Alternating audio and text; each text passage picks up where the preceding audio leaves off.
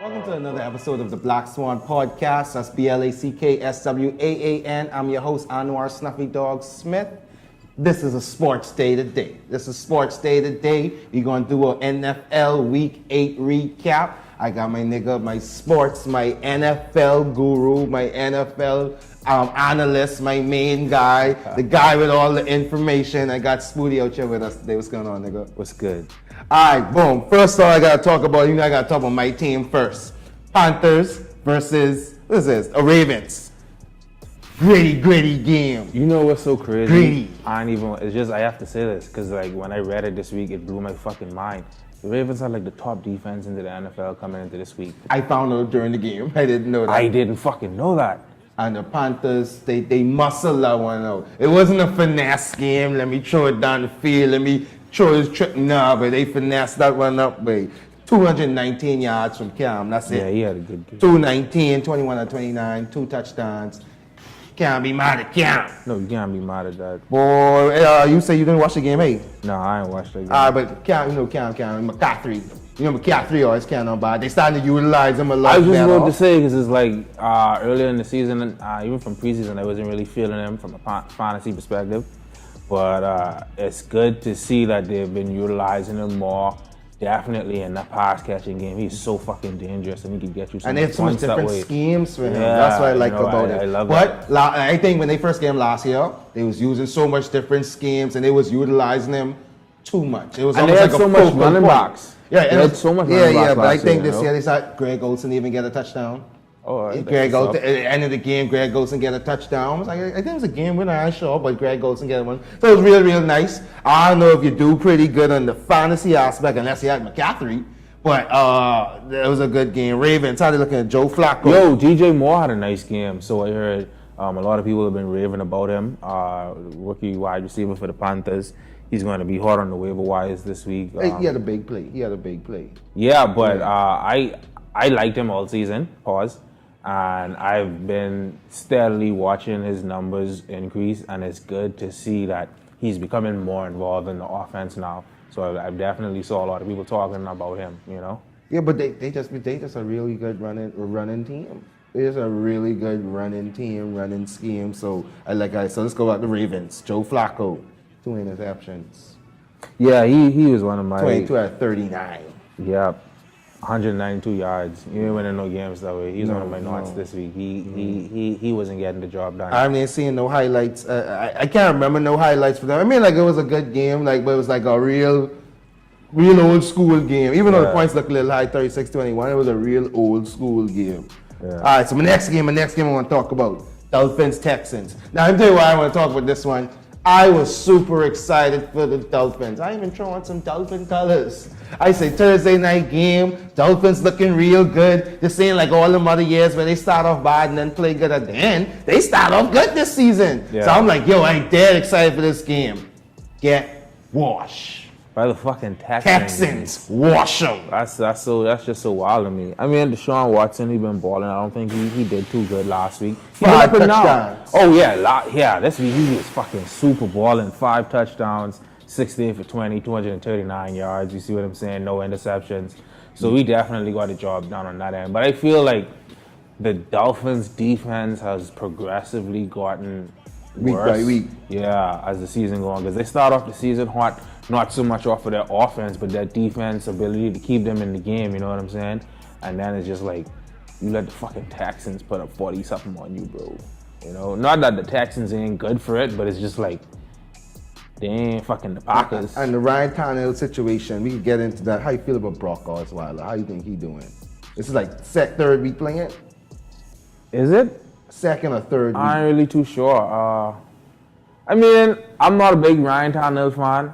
I feel like he is so mediocre, but like I don't understand why they keep putting their trust in him to put him in that, like, he's a top 5, top 10 Because he see highlights throughout the season. He has like really, really good games. That doesn't fucking win you football games, but you need consistency. You need someone who is week in and week out going to get the job done. You know what I'm saying? And I will say that he don't necessarily have all of the receivers or personnel help that he should have. You know what I'm saying? But they got Kenyon Drake, the running back. He's doing nice things. I think they could do some more in terms of the wide receiver situation. They got some niggas who just gone on injured reserve and shit, so they're suffering there. But, I mean, so I even said that to say in terms of why Brock Osweiler might not be performing as best as he could. You can't put quarterbacks in shitty situations. And expect them to do more than they can do. Exactly, when they already not that good. You know, they probably wouldn't lose you the game with the right people around them, but they ain't out and winning. And making things happen. Yeah. All right, so let's talk about some notable players. All right, Lamar Miller, 18 carries, 133 yards. Alfred Blue, 15 carries, 42 yards. Receivers, Fuller, 124 yards on 5 receptions. Who's now on injured reserve, I think. He got injured in the game? Yeah, but this nigga on injured reserve, dog. Hope you don't have him on your fantasy team. DeAndre Hopkins count on by too. He just got traded today. No, I lie. The Texans just got Demaryius Thomas. Stop lying, from the Broncos? Yeah. What? They traded for him Pause, today. he on my team. Pause. No, he ain't on my team. Not in that league. But yeah, so I love it what the Texans doing because Will Fuller, yeah, he is on the IR. And they went out and they got fucking Demaryius Thomas, dog. So they ain't fucking around. I am horny up to see what they do next week.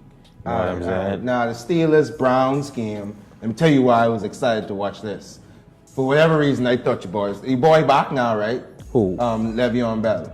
Not officially, I don't think. Yeah, I don't think so. I thought he had to sign so he could get his. Oh, that's next week. That's week. He have to report by week 10.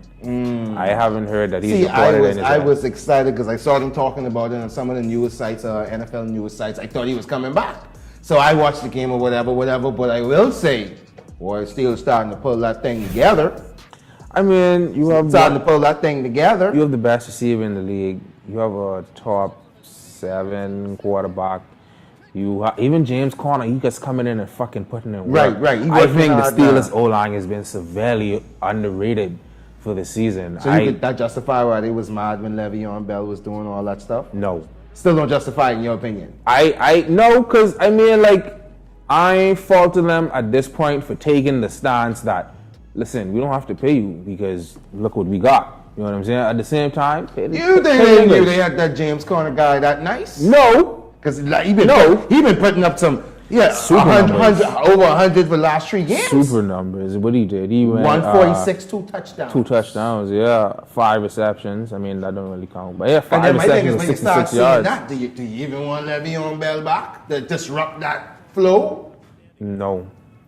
I can't see them saying, even if you give you want to give Le'Veon Bell less reps than Conner. I can't see them doing it. I can't see Le'Veon Bell doing that. But what I do want to, what do? You can't split it because Conner playing so good. I feel like long term the situation is done so fractured. Whether he comes in or not is up to him.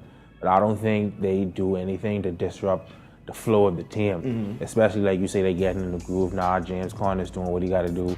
The offensive line is really putting them in positions to be able to utilize that run game more so than I would have suspected early on in the season. It wasn't looking good early on in the season. Yeah, so it's just like, do you really want to put someone who's not been playing football for the last 8, 9, 10 weeks, and just come in and almost put your team at a disadvantage? I don't care who you is, you know what I'm saying? You ain't been playing football for the last 10 weeks. The team been playing good for the last 3, 4 weeks. Exactly, so, but I feel if he reports, they probably just be like, yeah, get your money, and then you just go on next year. Antonio Brown had 6 receptions, 74 yards, 2 touchdowns. I got Ben on my team. I still ain't start him this week. I still win, but I ain't start him this week. I don't have faith in Ben as much anymore, but like I said, they starting to play better. Should I keep my faith and put him in my lineup this coming up week? What are your other choices? I got Ben and I got Jameis Winston. Oh, never mind. Jameis Winston with Shaw. We're going to talk about that later. I just realized who I had. Yeah, good, Ben. I just realized, oh man, I didn't realize that because I won. And I realized I won from Sunday, like halfway through the day, so I stopped checking. I didn't realize. Wow. All right, let's talk about some notable people in this game. We done talk about Conner, Antonio Brown. Let's go Browns. Yeah, I want to talk about the Browns. All right, Baker Mayfield, 180, 2 touchdowns, 1 interception. Nick Chubb, 18 carries. Hey, 65 shout out Nick yards. Chubb. You know, I am definitely hyped up for the Nick Chubb show.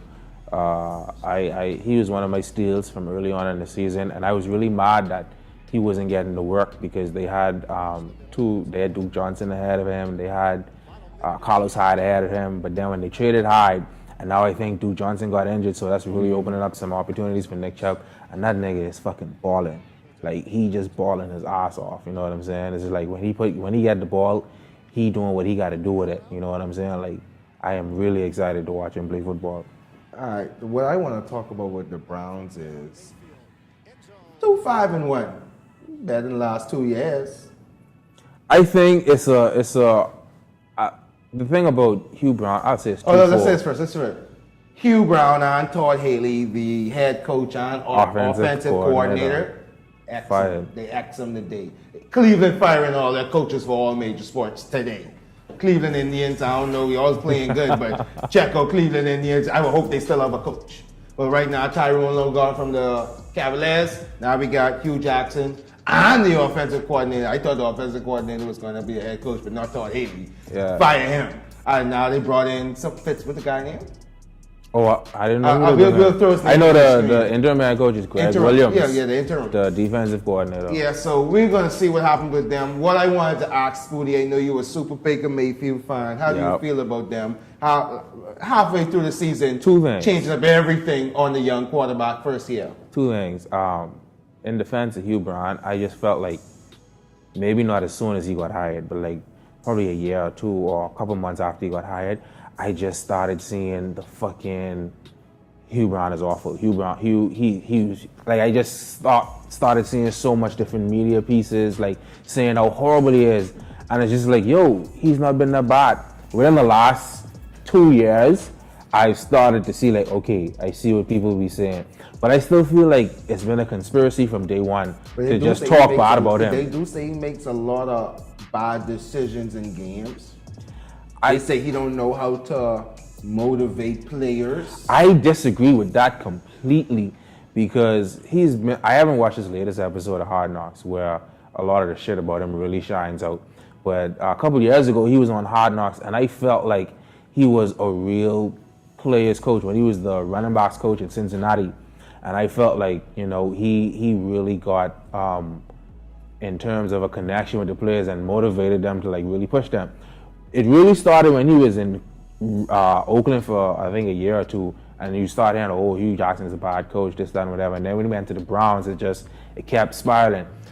Well, in the last couple of years, like I say, I see what people are saying, but I just felt like, you know, like you already stick with him and you see the ship starting to turn. It's fucked up to just fire him, and you probably gonna hire some white motherfucker. And you just get a good franchise quarterback. So what do you feel about Baker Mayfield for the rest of this year now that he got to be a professional? I think I'll be interested in seeing how he personally matures as a player because, you know, he did all that immature bullshit in college, getting suspended or whatever. So I'll be interested in seeing how he develops on a maturity level because it's like, as much as you want to say this, he ain't going to affect you, your fucking head coach and offensive coordinator is gone.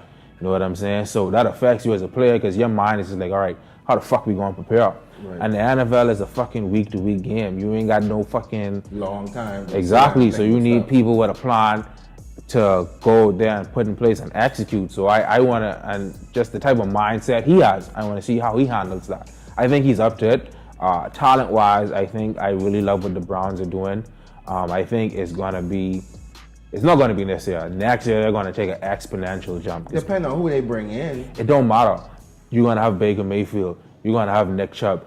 You have a very capable defense as it stands right now. You off the Jarvis Landry right now? I was never really on it. A couple years ago, you was feeling him, though. He's good. He's good, but everyone in the NFL good, bro. Fair enough. You know, so that's what I'm saying. I think Antonio Callaway, I like him. He's a rookie, so he'll probably take a jump. So I think the Browns going to be a force next year. I think they're definitely going to struggle for the rest of the year because you need that vision and guidance to direct you as a team. So I think you had some teams you wanted to highlight for the weekend. Yeah, definitely the Packers game, y'all. I don't know. You had to hear about it, but fucking heartbreaker. between the Packers And the Rams. Yeah, Dread. Where it's just like it was set up all for Aaron Rodgers to pull out another comeback victory, and then it just fucking didn't work out. Your boy, I think he fumbled on the last play or some shit, or just missed. I don't know. Ty Montgomery do some fun fact. That nigga got traded today.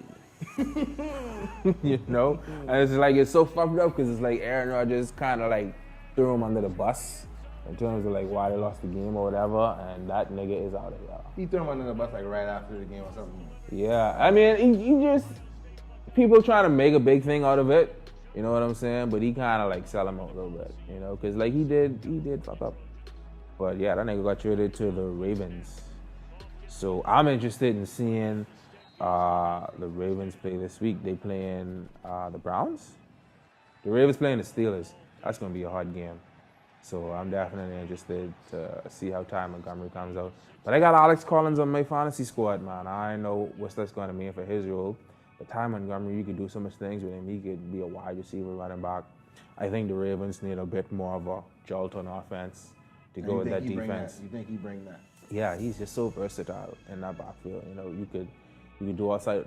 He's like a fucking Walmart Tyreek Hill. Oh, Walmart Tyreek Hill. Yeah. Whereas like he's a wide receiver, but he's a running back. Like Ty Montgomery is a running back, but he could really be a wide receiver. He's actually a wide receiver that they didn't run in the back. So when you was watching the game, you watched that game? No, I was just like Following the hype, all that stuff. Cause I'm looking at it now, boy. It wasn't no big super players, super players. No, but it was just tight. You know what I'm Right. saying? It was a tight game. It was a tight game. Jared Goff, 19 for 35. Oh, and we gotta talk about the fucking Rams. Like, they just fucking Super Bowl. I think they could go undefeated. Super Bowl. I think they could motherfucking go I undefeated. thought the Chiefs was gonna beat them. That was like a couple of weeks ago. Yeah. That didn't happen, and I was like, yeah, that was the one shot. And I was like, wait, Chiefs looking super good too. Yep. We go. But the Chiefs look good every year and they fall apart in the playoffs. Yeah, that's when Alex Smith at the helm. Now we got this new young Patrick boy. Mahomes. You see what this young boy Playoffs as a about. whole. I want to see what he about later in the season. And stuff like getting real serious. You're probably gonna make the playoffs, and now it's like, first game. That's what I want to see. Yeah, because they got all that film on him. They Right. know all his tips and tricks. Andy Reid got the fucking formula though. I believe in my boy Andy Reid. I don't think he can see Super Bowl. He have a Super Bowl yet? No. Yeah, that's what I'm saying. Like he has the formula to get certain places. Never to win. He been the one. But- All right, I think you have one more game we want to talk about before we go into next week. Before we go into next week. I didn't watch it, but I was following along. They pulled your boy Jameis. He's one of my knots this week. 18 for 35, 276 yards, 1 touchdown, but 4 interceptions. And benching. And 1 interception return for a touchdown. Like, you just can't fucking do that. You can't. I mean, like, you pull a Nathan Peterman out there, but like, just interception after interception.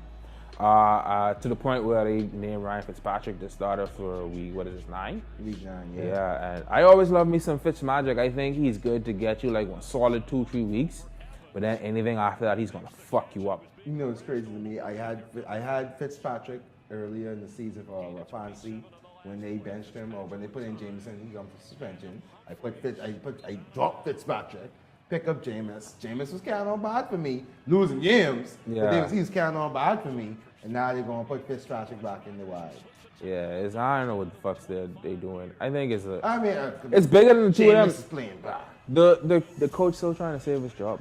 You know what I'm saying? I mean, I don't know if you're gonna save your job when you're gonna probably have to let go of this franchise quarterback probably at the end of the season.